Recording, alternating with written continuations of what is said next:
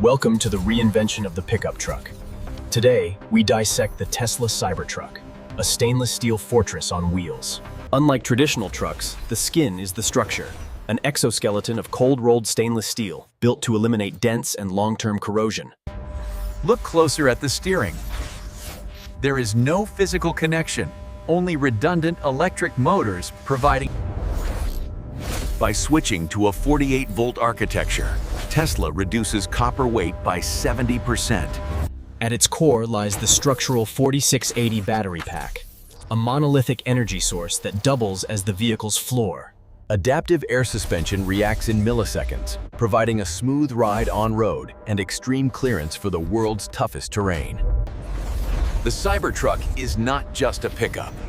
It is a radical departure from a century of automotive tradition. Subscribe to Tech Dissect Official. Join us as we decode the DNA of tomorrow. What should we dissect next?